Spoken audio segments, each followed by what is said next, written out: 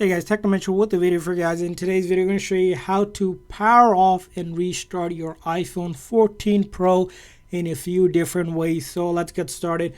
Now, the simplest and the easiest way to turn off your iPhone is using either the volume up or the volume down button. You want to press and hold one of those buttons and the side button at the same time for about 3 to 5 seconds. So I'll use the volume up and then the side button. Press and hold together at the same time, again for about 3 to 5 seconds until this menu pops up, and then simply slide to power off. Now that's going to be method number one. And then method number two involves by going into your setting of your iPhone, and once you're in your settings, simply go to general and scroll all the way to the bottom where you see shutdown. Now if you click on shutdown, it will bring the menu to slide to power off. Same thing, to simply slide to power off to turn it off.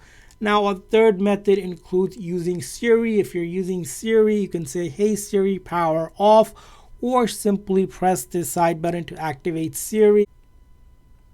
"Hey Siri, power down." Just to confirm, you want to power off this device? Yes.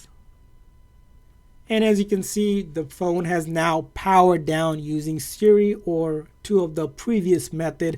Now, once it powers down, you want to give it about 15 to 20 seconds, maybe a little bit longer, for the phone to completely turn off. Now, once it's turned off, in order to power back on or restart it, we're going to just simply press and hold this side button until we see the Apple logo appear. So we'll just press and hold until we see the Apple logo appear.